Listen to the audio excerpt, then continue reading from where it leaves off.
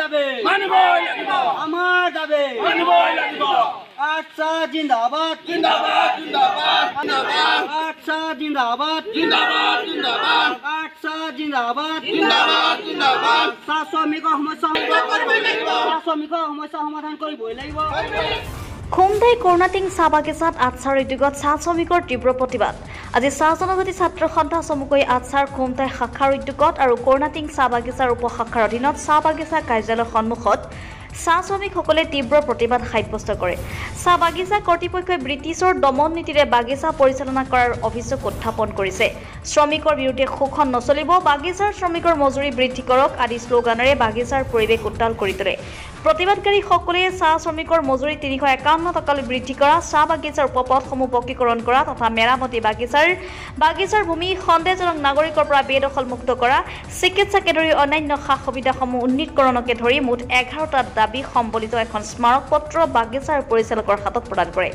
কাজিৰঙা লোকসভা সমষ্টিৰ সাংসদ কামাখ্যা প্ৰসাদ তাছাকো চাহ শ্ৰমিকৰ মৌলিক সমস্যাসমূহৰ লগতে জনজাতিকৰণৰ দাবী সংসদত সজোৰে উপস্থাপন কৰিবলৈ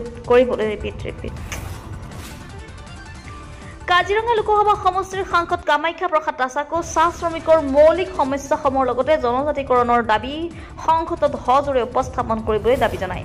উক্ত দাবীসমূহ কাৰ্যকৰী নহ'লে আগন্তুক দিনত আৰু অধিক জংগী আন্দোলনৰ কাৰ্যসূচী গঢ়ি তোলাৰ হুংকাৰ দিয়ে সংগঠনটোৱে। News desk report, public TV Assam.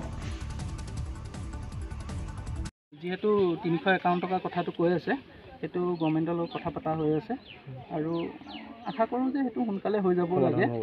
আৰু তাৰ উপৰি এৰিয়া পইচাটো যোনটো কথা APC মানুহবিলাকে পাবলগীয়া আছে, সেইটো অহা মাহত কিছু শতাংশ এমাউণ্ট দিব। এতিয়ালৈকে কনফাৰ্ম হোৱা নাই, কনফাৰ্ম হ'লে আমি মানুহবিলাকক জনাই দিম। আৰু বেদখলৰ কথাটো, বেদখলটো আমাৰ কোম্পানী মণ্ডল আছে, কোম্পানী মণ্ডল আহিব, তেখেতলোকে আমাক চিনাক্ত কৰি দিব আৰু সেই হিচাপত আমি ব্যৱস্থা ল'ম। ছাত্ৰ সন্থা, কৰ্ণাটিং প্ৰাথমিক সমিতি আৰু ৰাইজৰ সহযোগত আজি 11 দফীয়া দাবী আমি চাহ শ্ৰমিকৰ সমস্যাক লৈ এক প্ৰতিবাদী কাৰ্যসূচীত অংশগ্ৰহণ কৰিছিলোঁ। আৰু সেই কাৰ্যসূচীত আমাৰ বিভিন্ন সমস্যা আছে। চাহ শ্ৰমিকৰ আপোনালোকে নিজেও অনুভৱ কৰিছে যে আজি এই বোকাখালা টি কোম্পানীটোৱে আমাক বহু এটা প্ৰলোভনেৰে আমাক দেখাই শ্ৰমিকৰ সমস্যা সমাধান কৰিম বুলি, এইখিনি আমাৰ মৌলিক সমস্যাখিনি কৰি দিম বুলি আমাক কৈ প্ৰতিশ্ৰুতি কৰিছিলে। তাৰ সত্ত্বেও আমি পৰিপ্ৰেক্ষিত আমি দেখি পাইছিলোঁ যে চাহ শ্ৰমিকৰ মানুহখিনি ব্ৰিটিছৰ শাসন নিচিনা শাসন কৰে।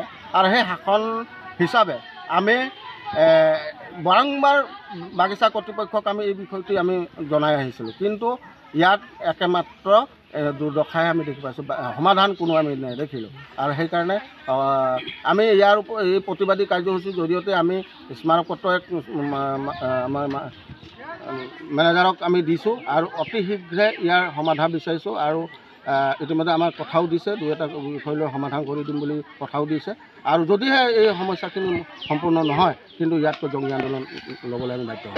বাট পথৰ সমস্যা আছে, বেদখলকাৰী সমস্যা আছে।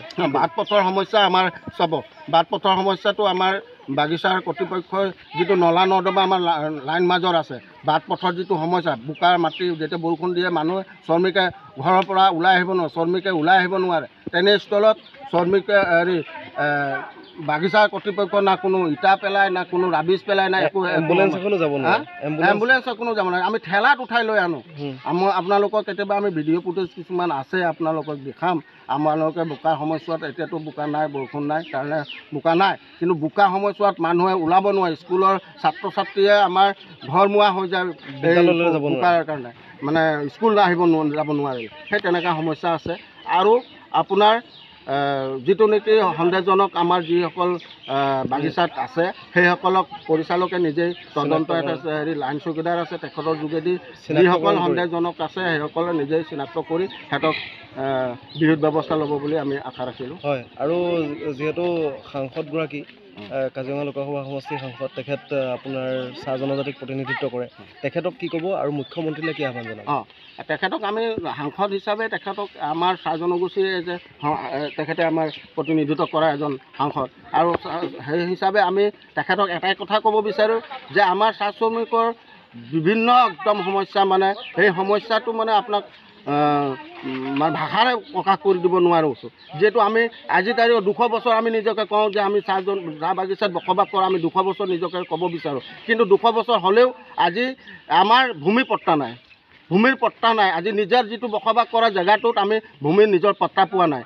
তাৰ লগতে আমাৰ যিখিনি দৈনিক মজুৰি আমাৰ 351 টকা যিটো আমি পৰৱৰ্তী সময়ছোৱাতো আমি কৈ আহিছোঁ যে 351 টকা আমাৰ শ্ৰমিকক হাজিৰা বৃদ্ধি কৰিব লাগে, কিন্তু সেইটো আমি দেখা নাই। তাৰ লগতে আমাৰ জনজাতিকৰণৰ কথাটো আমি কৈছোঁ, তেখেতসকলে এতিয়ালৈকে কোনো এই বিষয়টো গুৰুত্ব দিয়া নাই। আৰু এইটো আশা ৰাখিছোঁ আমাৰ সন্মানীয় কামাখ্যা তাছা ডাঙৰীয়া সাংসদ তেখেতক আমি আশা ৰাখিছোঁ যে তেখেতে আমাৰ চাহ শ্ৰমিকৰ সমস্যাসমূহ যিখিনি আছে সমাধান কৰিব বুলি। আৰু মুখ্যমন্ত্ৰীক আমাৰ বিশেষভাৱে এটাই কথা ক'ব বিচাৰোঁ, যিহেতু আমাৰ যিখিনি ভূমি পট্টা আছে দিবলগীয়া আৰু আপোনাৰ আমাৰ বিভিন্ন সমস্যা আপোনাৰ হাজিৰা বৃদ্ধিৰ পৰা ধৰি জনজাতিকৰণৰ পৰা ধৰি আদি কৰি বিভিন্ন সমস্যা আছে। এই সমস্যাখিনি তেখেতে সমাধান কৰিব বুলি আমি আশা ৰাখিছোঁ। এইটোৱে আমি মুখ্যমন্ত্ৰীক আহ্বান